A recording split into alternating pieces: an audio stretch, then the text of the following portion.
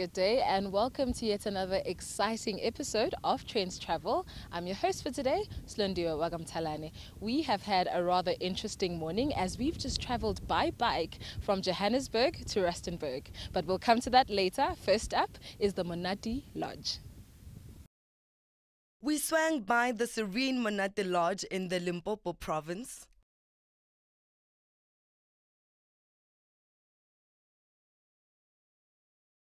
And experienced the French flair in the Hartbeespoort Dam.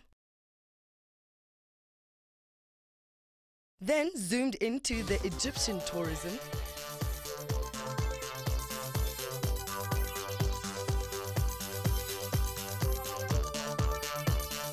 And the Oktoberfest costume parade takes off.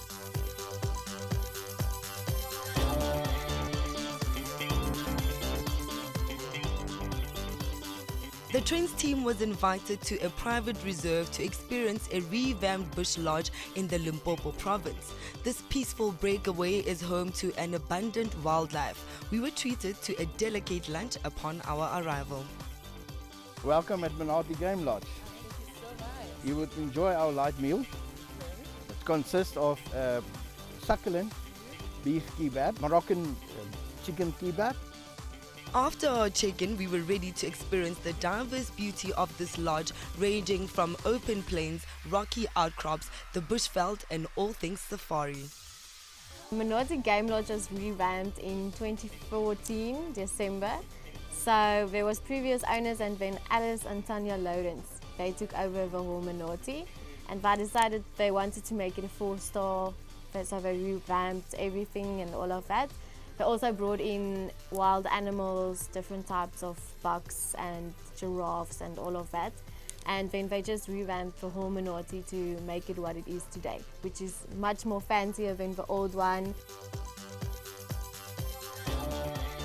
The lodge offers luxurious accommodation to unwind in this modern open-planned ensuite rooms equipped with all amenities tastefully decorated in simplistic tones with deco elements to remind you of the bushveld that waits to be explored outside. There's even the option of adding a leisurely hour treatment to this already relaxing stay at the bush spa. At Monate you can do spa, so each month we have a different treatment, 2 different treatments that you can do. We also have conference venues and we have wedding venues. So our conference and wedding coordinator, she coordinates all of that for all the people. But especially the conferences are picking up now, so Monate is definitely moving more in the conference direction. There are many nature activities to be explored here because, after all, what's a bush lodge without wildlife activities, right? Every evening closes down with a relaxing sundowner somewhere on the beautiful reserve where most of the animals start making their way to a water source to quench their thirst after a warm African day. It was a nice experience. We've seen quite a lot this afternoon. Now we are here at the hippodrome where we're doing our sundowner. As you can see from the back here, we're busy with some snacks and some drinks. And then behind us here, this side will be our hippos and crocodiles. This game reserve has an array of animals to be spotted, from hippos, lions, zebras, buffaloes, a large variety of antelope, and close to 50% of the bird species found in South Africa. Actually, a lot of things that it is common to other game lodges because of the birds. We're close to the Nels Play game sanctuary, so in the morning we'll see a lot of different birds around here. We ended the day with an unforgettable dining experience in an intimate setting in a natural cave. The cave was there naturally, and then they just built around it to make it a place where people can have a breakfast or lunch or dinner. But the whole thing was more naturally already here. Winter and summertime both has their benefits, definitely. Summertime there's more animals coming out, but wintertime you get bonfire, marshmallows or chocolate. So both are very, very nice to be here.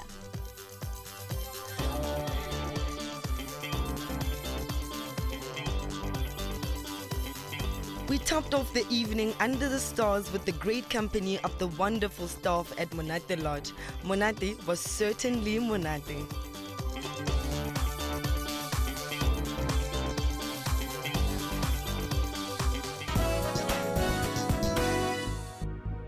old grain silo on the V&A waterfront, Cape Town, South Africa, has been transformed into a largest archive space for African artists on the continent. The Zits Museum of Contemporary Art was developed as a home for the extensive collection of African art belonging to German businessman Jochen Zits, and will be growing its acquisition from the continent's wealth of artists. The museum has 9 floors, 80 galleries and a rooftop sculpture garden, and was designed by British architect Thomas Heatherwick. Without demolishing much of the building, professional sculpture carved through the century-old concrete of the tube in the tower. It felt really important that a museum here must be not following the model necessarily of a European art museum or a North American or an Asian art museum. Actually, we had this extraordinary thing that this was potentially going to be the first contemporary African art museum in the whole of Africa. And so how could we do something that felt really, really particular to this continent? And so we wanted something that hadn't existed before. And the original grain silo building became a good trigger to force that, because it was so odd to respond to, and it forced us to have unusual ideas and to cope with its idiosyncrasy.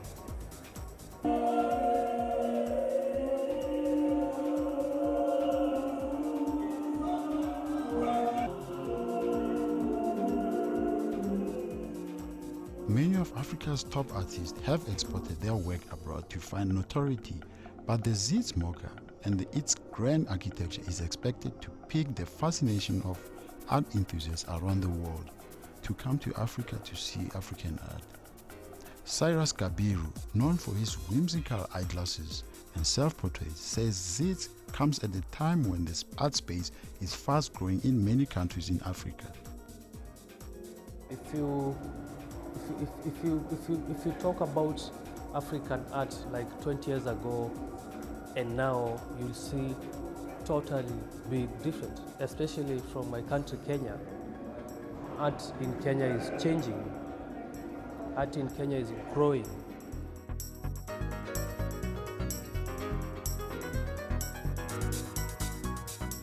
As Africans, and I suppose as artists as well, we've had the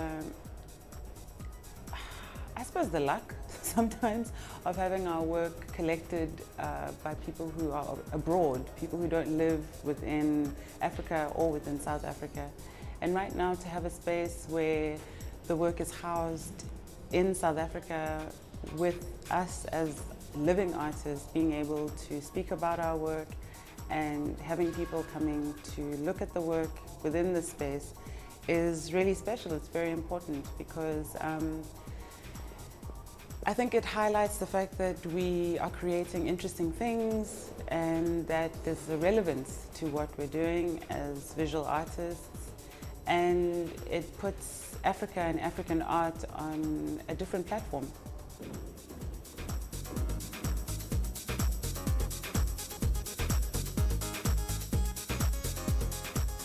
Since it was founded in 2002, the Zits collection has become one of the most representative collections of contemporary African art from Africa and the diaspora. John Zits says the work he has admired for most of his life had now found a permanent home where it could inspire artists and art lovers within the continent. Upsound.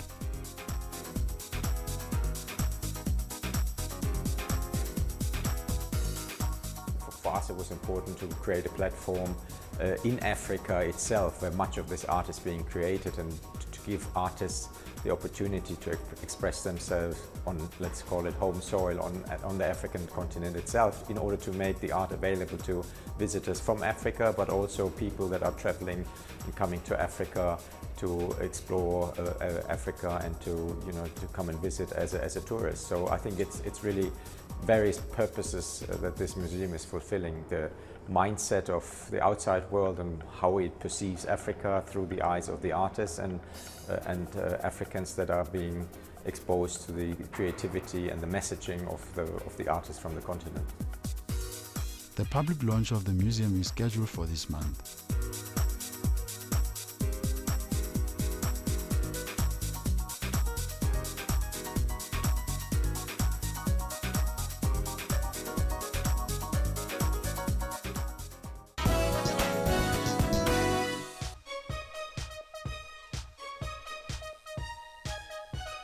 Tattoo artist Thabiso Perman or Trendz is helping his client Clement Mfukeng keep the memory of his late wife close to his heart forever. Long associated with gangsterism and ruffians, tattoos offer new meaning to the young and old South Africa's Soweto township.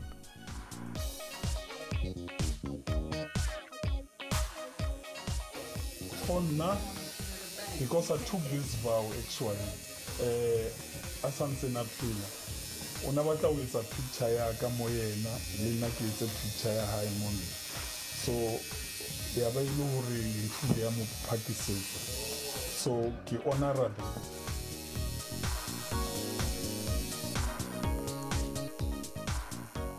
This form of body art is becoming popular culture in the country, with thousands getting inked every day according to the Body Art Council of South Africa.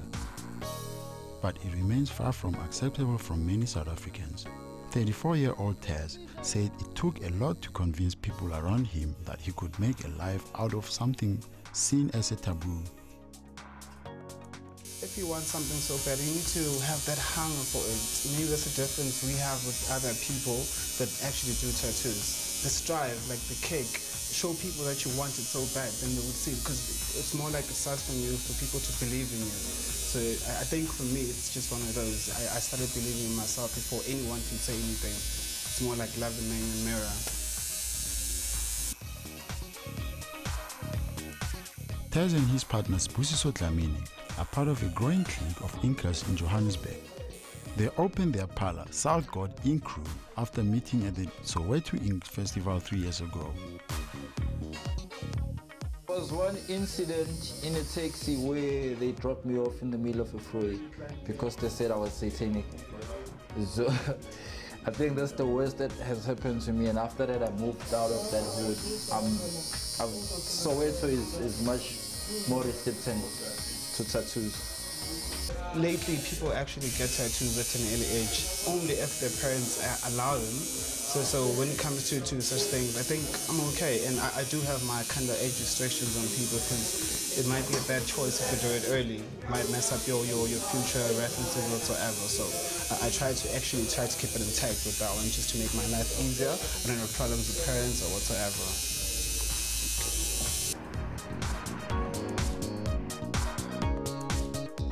But even in Soweto, a neighborhood that is seen as a canvas of art, graffiti and music in South Africa, tattooing is still frowned upon and feared by the majority, even many youth. I don't have one, and then secondly, I wouldn't even make a choice of having one, because I feel like our bodies are sacred, if you're to put it in that way. So how am I saying that my body is sacred and then go and have rights, since it's like putting graffiti on a very beautiful building? Basically, that's how I view it. When you get older, even your skin wrinkles and they don't look attractive, you know. And I think as you grow and you get wiser, you learn that maybe you shouldn't have done it. Maybe some abanyege but I know that they don't look attractive when you wrinkle them and stuff.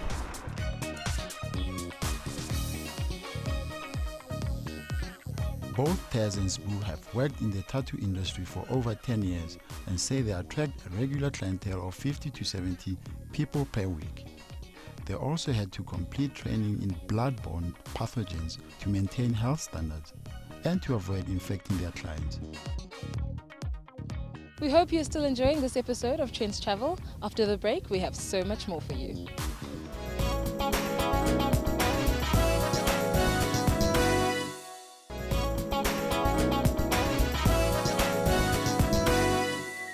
Welcome back. If you have not made your way to Paris yet, don't you worry, because we have a little Paris of our own in Hartbeespoort. Welcome to French Toast Coffee Cafe in Hartbeespoort. This quaint little place can be likened to Rome's Trevi Fountain, where travelers and movie buffs alike will know is the location of one of the most famous scenes in Rome movie history. Marcello, come here! Anita Ekberg wading through the waters getting Marcello Mastroianni to come join her in Fellini's 1960 blockbuster La Dolce Vita. Well, so is French Toast. It was especially built as the official bar in the proud South African film of the same name. Just like thousands flock to Rome to wade, so hundreds flocked to a more affordable Hartbeespoort for their chance to experience Paris. Directed by Paul Kruger, they took a crew of 10 to mix the African film history in Montmartre. Montmartre is the heart of Paris, which, as you know, is the heart of France. While filming on location and experiencing this amazing opportunity, they encountered friendly Parisians and other Europeans who they roped in as extras. Kruger was so taken with the entire experience that he decided to bring it all back with him. The actual restaurant, known as Café Alexandra in the movie, was the first to be recreated, and a portion of the building is allocated as a gallery that also appears in the movie and is now incorporated with the rest of the coffee cafe, which creates a unique atmosphere. The movie-inspired decor is old French flair with a touch of vintage.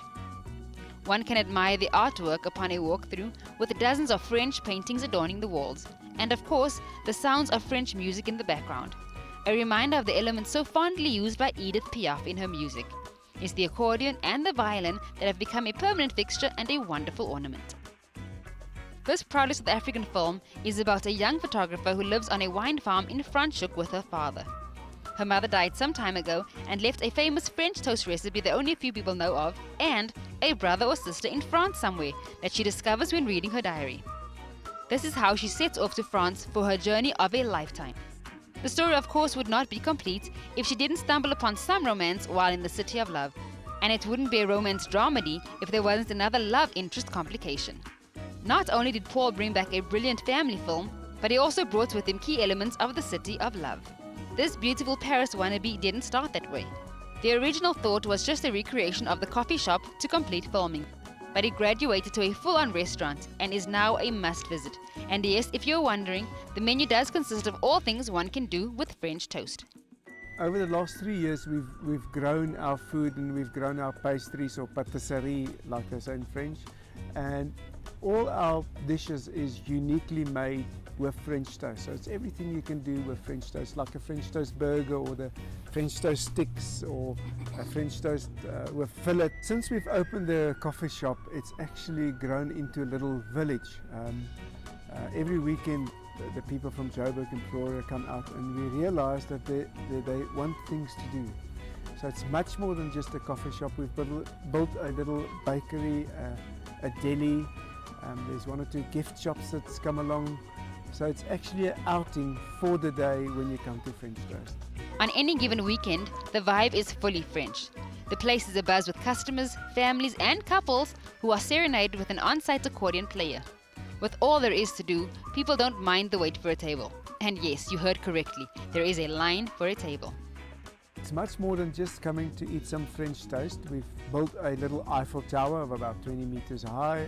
There's a lock bridge where you can bring your own lock if you want to, or you can buy a lock from us on the day if you want to put up a lock with you and your loved one. And there's the I love you wall, where we've written on the wall all the languages in the world, how I love you, the way you say I love you. So when people come out from Joburg and they find their own language there, they actually feel quite special, which is nice. During summer times, we've got a massive big screen where we show movies on Friday and Saturday nights, like the old drive-in style. So the kids come along and they put out their blankets and then we watch movie out in the open air. Today is a weekday and it's a bit quieter, so while I wait for my meal, it's time to explore. I start my visit at the patisserie, where I meet up with Jessica. Our specialities is mostly our black forest and our carrot cake and our red velvets. And we normally bake choux puffs and croissants and macarons and those type of stuff. In this kitchen is where the pastry magic happens. Everything from cupcakes to cakes, and we caught the chef red-handed, or rather hands full, with cupcakes, or lamingtons, or rather cup lamingtons. I was making a lamington, but I was making it in a cupcake version because the blocks tend to get messy. So I put a paper on it to make it more edible. Okay, so now I couldn't leave the kitchen without actually trying one of these lamingtons, right? Yes. Okay, we've got a bit of caramel on top. So here goes, guys. Let's see. Messy one this time. It's good. The place is filled with take-home delectables that can be bought on site outside the window. So of course, I absolutely had to take one of just about everything.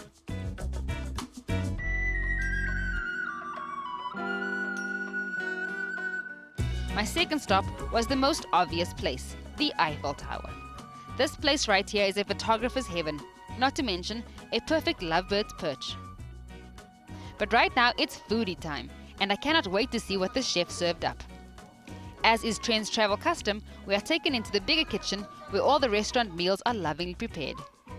Everything is made fresh with a dozen of helpful hands to cut, chop, set, boil, broil and fry. While that is happening, I steal a selfie moment with the French toast magician. Meals are then beautifully plated and it's time to serve.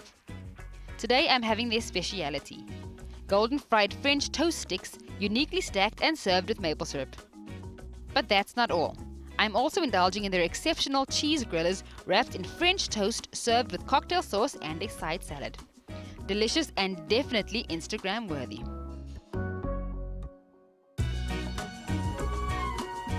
Now it's time to explore.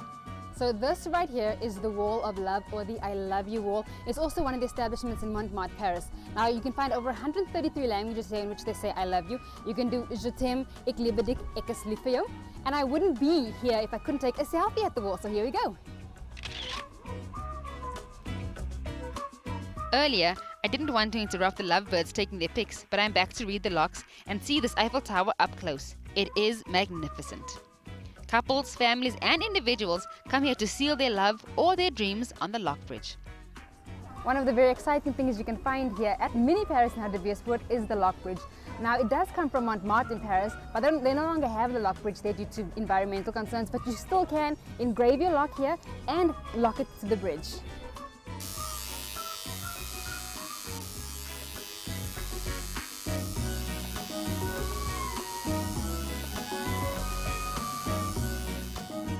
Then I am back to the lock bridge to seal my love forever. Finding an available space is no easy feat, but I finally find the perfect spot and it's time to lock it down. So this has been our visit to Mini Paris here in Hartbeespoort. We had food, we had really good food at that.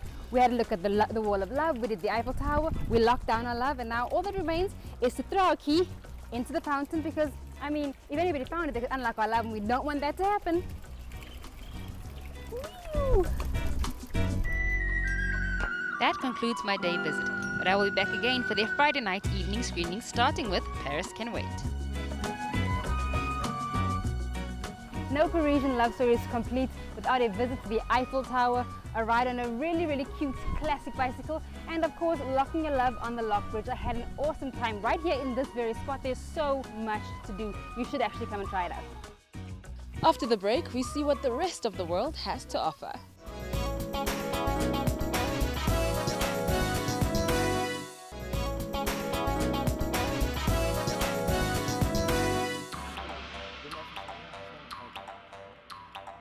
Egypt's Antiquities authorities said that a series of discoveries in the ancient city of Luxor contributed to the overall increase in tourists visiting the country this year. Egypt, heavily dependent on the tourism sector for foreign currency and jobs, has been taking measures to increase the number of visitors to its ancient artifacts and sunny beaches. A government official said this month that Egypt's tourism revenues jumped by 170% in the first 7 months of 2017, reaching $3.5 billion. لما كل شوية كل 6 أشهر كل أكتر كل أقل نكتشف حاجة جديدة. هو الأجنبي اللي موجود بره ده ياه I missed it راحت مني. طب ما أنا أروح عشان أشوف الكشف الجديد ده. في واحد انترستد قوي جنسيه فرنساوي يقول لك انا احب اروح مدينه اروح بلد اغطي كل الاثار اللي فيها مضطر انا ارجع تاني عشان الكشف الجديد ده فيبقى في الحاله دي بقى الريبيترز ده جه كام مره 5 6 7 8 ودي مساهمه من وزاره الاثار لتنشيط الحركه السياحيه عمل رواج سياحي ودي حاجه في منتهى الاهميه. The number of tourists visiting Egypt rose by 54% in the same 7-month period on an annual basis to reach 4.3 million. For me, it was a dream to come in Egypt. You know, the culture, you know, pharaohs. I wanted to see always the big helmet you know, in the museum in Cairo, you know, of Tutankhamun. Like, of course, the wonderful of the world of the pyramids. It's a place we want to come, but we feel it was the opportunity because it was cheap flight. And we feel here really safe. A cheaper Egyptian pound brought on after the government floated the currency last year also means that the country has become an affordable destination for many non-Europeans as well. It's actually cheaper than I thought for some place like Egypt. It's been very reasonably priced. And a lot of my friends have been asking if they, as backpackers, if it's a good country to come to, and I've been telling them that yes, it's very reasonable and affordable to see a place like Egypt on a small budget or a big budget. Egypt hopes the number of tourists will reach 8 million for 2017, up from 4.5 million last year. Tourist revenues should hit 6 billion in 2017, up from 3.4 billion in 2016. Despite a continued flight ban from Russia, traditionally a major source of tourists, after a Russian plane crashed in the peninsula in 2015, killing all 224 people on board. الحمد لله عام 2017 كان من ناحية الاكتشافات والافتتاحات كان عام ناجح جدا، واقدر اقول ان الآثار المصرية نجحت ان هي تجذب انتباه العالم لمصر بشكل ايجابي، لان دي الحاجة اللي بتميز حضرتك وبتميز مصر، هي الآثار اللي مفيش زيها في العالم يعني.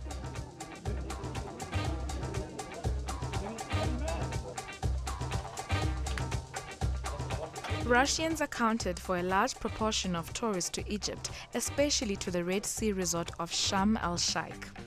Egypt hopes that its investments in airport security will help bring back more tourists despite a series of militant attacks, including the fatal stabbing of 2 German holidaymakers at a seaside resort in July.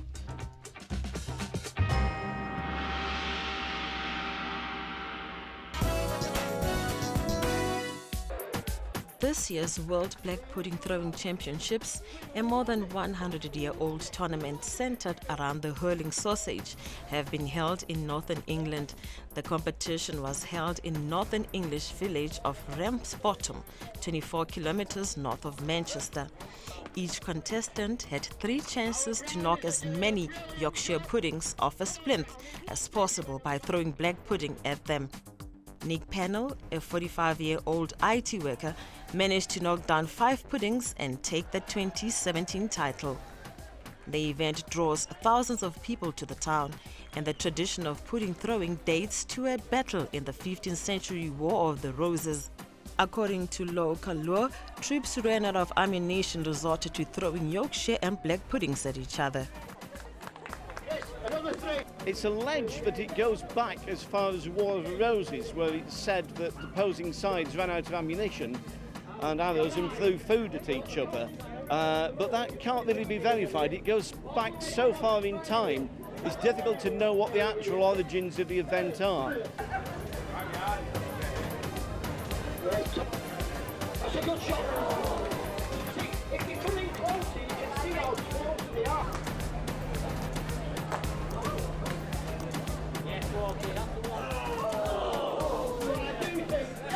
There is more military connections with the black pudding lobbing than anything else. In the First World War, Kitchener valued the people from Stubbins and Ramsbottom for their abilities to lob the new Mills bomb, the hand grenade, as it became.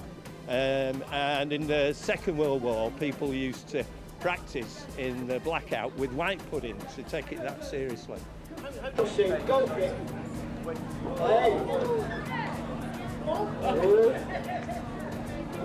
Come here, sir. Come here. Hey, you do favour our foreigners, but get your foot on the grip, please. Thank you.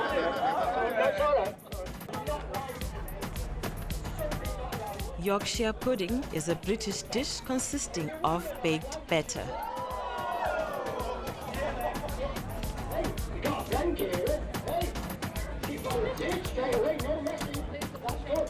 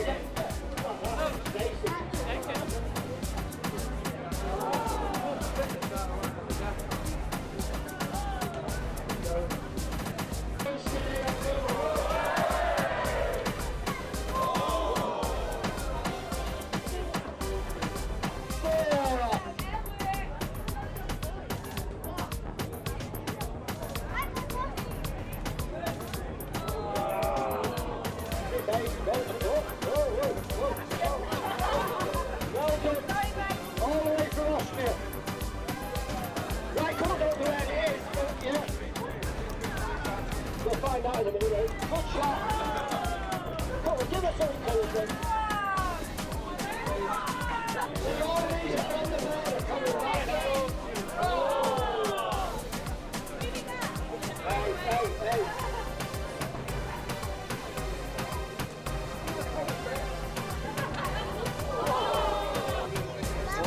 I've got a feeling and it's going to go very soon.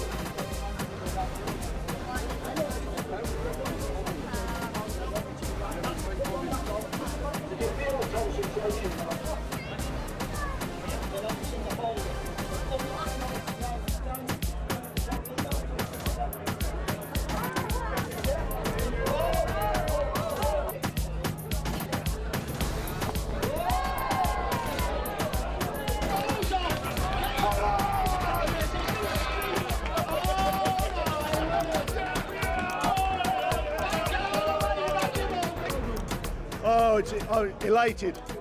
Words can't say how happy I am to win this trophy. It's taken 4 years of hard work and training to get this, but it's finally paid off. The blood, sweat, tears, the amount of pigs that have been killed for this black pudding. I am so grateful to them. Ex-world champion, congratulations. Passing the mantle. Well done, Cocker. See you next year. Nice big smile, goes in, yeah! Yeah! Lovely. Okay, hold it there. Hold it there.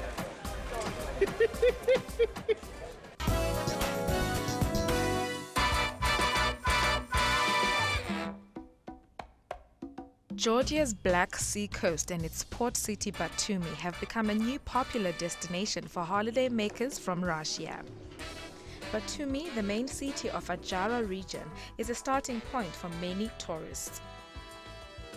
Я, наверное, не могу сказать за всю Россию, за всех путешественников, но среди наших знакомых огромное количество людей, которые и Турцию любили посещать, и другие страны, едут в Грузию.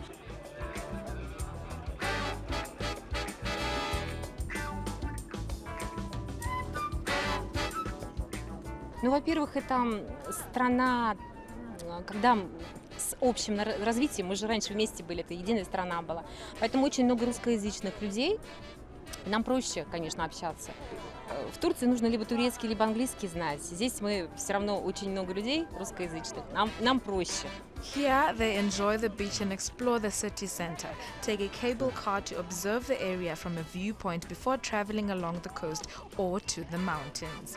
The country has become increasingly popular among Russian tourists. Its beaches, vineyards whose produce is famous in Russia, and mountains attract thousands of people each year. პირველ რიგში ტურისტული ბუმი განპირობებული არის არაერთი ფაქტორით. ერთი მთავარი ფაქტორი ბუნებრივი არის უსაფრთხოების კომპონენტი. თქვენ ის რომ საქართველოს უსაფრთხო ქვეყნების მაჩვენებელში ძალიან დაწინაურდა ბოლო პერიოდის განმავლობაში. ასევე არის ის კულტურული ჩვენი ავთენტური სახე და ბუნება, რომელიც აქვს ჩვენს ქვეყანას, სტუმართმოყვარეობა, მასპინძლობა, ეს რაღაცა ჩვენი კულტურული ტრადიცია გახლავთ, ერთგვარი და შესაბამისად ძალიან ინტერესდება ამით ტურისტები.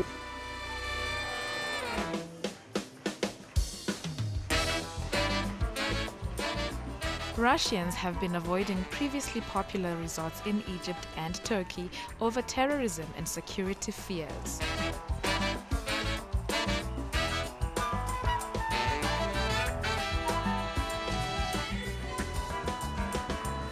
Domestic Russian tourism has also been boosted over European destinations by Russia's economic downturn and the weakness of the ruble, from which cheaper Georgia may also benefit.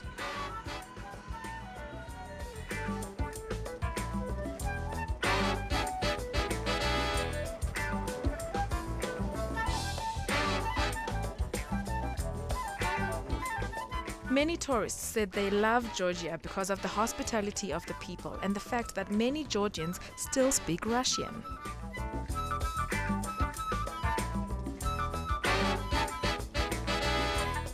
ერთ-ერთი მთავარი ფაქტორი არის ჩვენს მიერ შეთავაზებული პროდუქტი ჩვენი პარტნიორებისთვის, რომელიც საკმაოდ საინტერესოა ჩვენი უცხოელი ტურისტებისთვის. გამომწვევია და რაც განპირობებულია იმით, რომ მიღებული სიამოვნება, მიღებული მომსახურების სტანდარტი, რაც მათ ხდება საქართველოში, არის იმის გარანტი, რომ მომავალში აუცილებლად დაბრუნდებიან და კიდევ ერთხელ ჩაებმებიან ამ თავგადასავალში.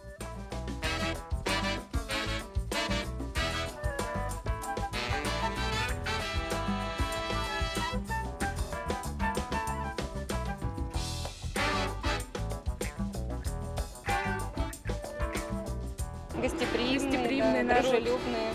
Да. Сами в этом убедились, вот уже сегодня третий день, вообще в полном восторге. Сегодня разговаривали, я говорю, мы еще не уехали отсюда, я уже хочу вернуться. The old city is known for the variety architectural subtleties. The buildings are decorated with mythical creatures.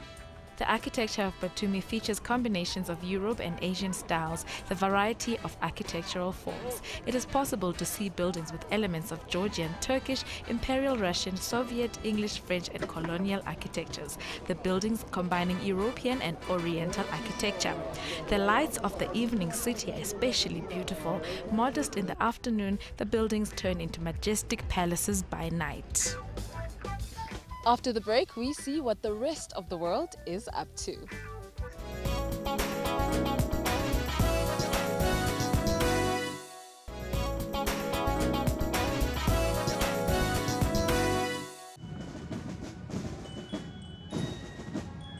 Thousands of people wore their finest clothes on Sunday for the annual Oktoberfest costume parade in Munich. Always held on the second day of the world's largest beer festival, the parade is a chance for Bavarians to show off their best traditional costume, or what's known in German as Tracht. There were medieval costumes and more embellishments from days of old. As is the custom, men wore lederhosen or leather trousers, which are either short or knee-length, often with a checkered shirt, highly woolly socks and a hat with a feather, sometimes known as Tyrolean or Alpine hat, from where it originated. Women wear dresses characterized by bright colors and fine detailing, as well as a lace-up front and apron.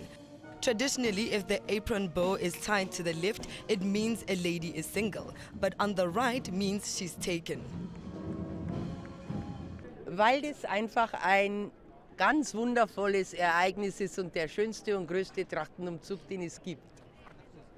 Ja, immer die Stimmung und die schönen Wagen und die Leute dazu, ne?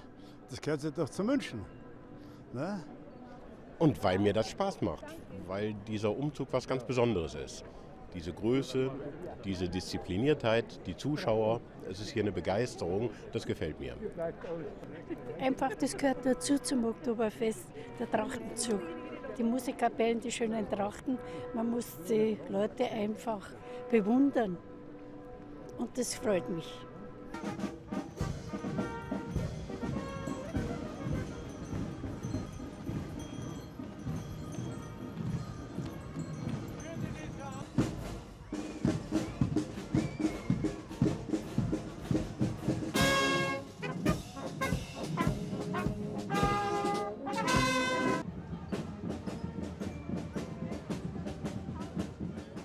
Brass bands and drummers in vibrantly colored outfits added upbeat umba, while a falcon, horse-drawn carriage carrying fresh kegs and a dead stag in a wagon also went past. The parade also featured the traditional personification of the Munich child, a monk portrayed on the Munich coat of arms in a black robe with a pointed hood. The 184th edition of the Munich Oktoberfest ends on October 3rd.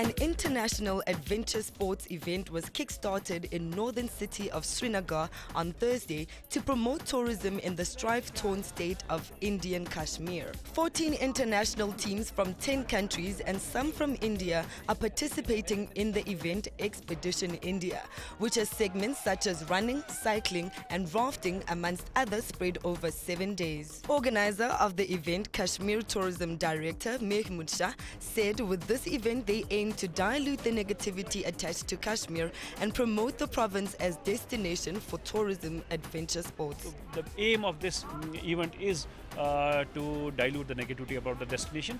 Plus, the biggest advantage which this event offers is that those teams have come from the countries where there are advisories. So these teams have come despite advisories.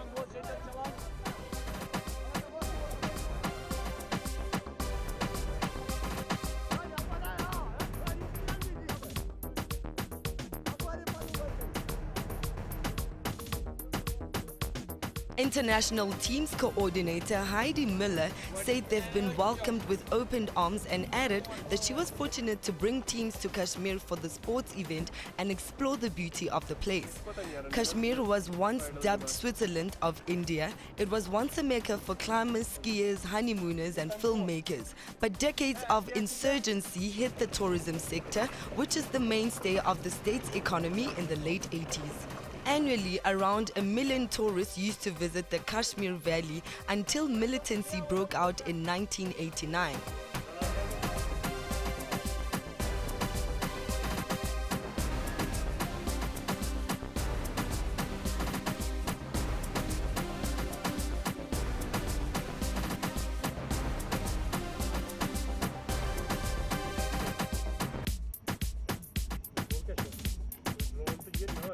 We've been welcomed with open arms, and we're very fortunate that we can bring teams and people from all over the world to come and explore this beauty with us. It's absolutely been amazing.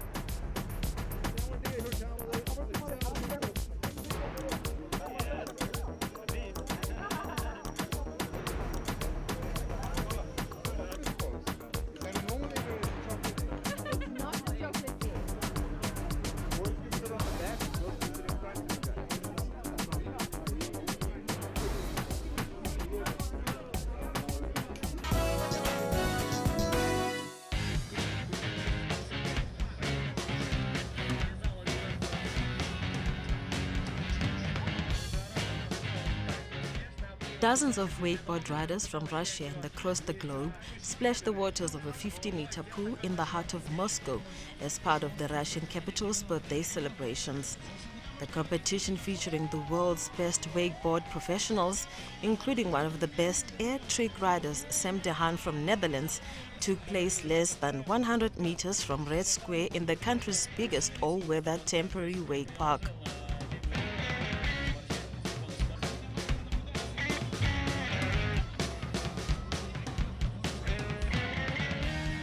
Это вообще очень круто. Это мега прорывное мероприятие, которое, я думаю, принесет кучу позитива не только нам, но и зрителям.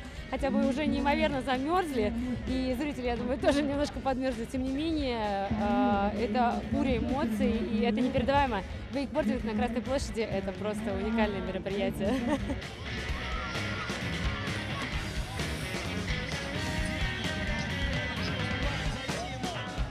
A meter-deep pool filled with 1,000 tons of water saw the most spectacular tricks and jumps as over 140 riders of all ages enjoyed the extreme sport. The pool is open to professional riders and the general public.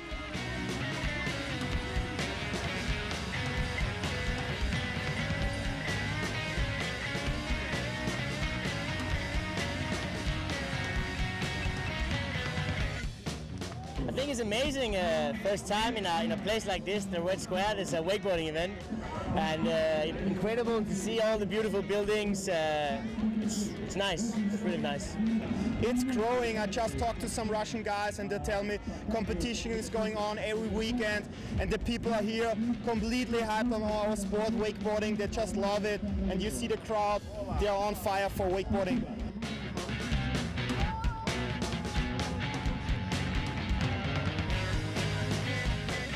Every Moscow resident over 12 years old can try their hand at conquering a board and the cable system and enjoying a free training session with all equipment provided by the organizers.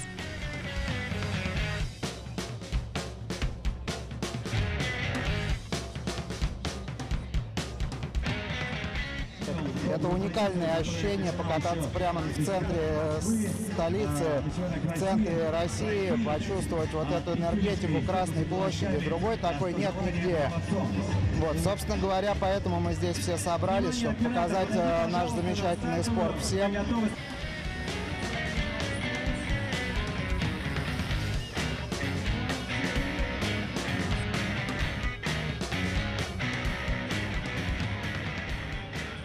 Unfortunately, we have come to the end of this week's travels. Join us again next week where we'll be showing you exactly what went down in our bike ride. From the hardworking Trendz travel team, see you next time.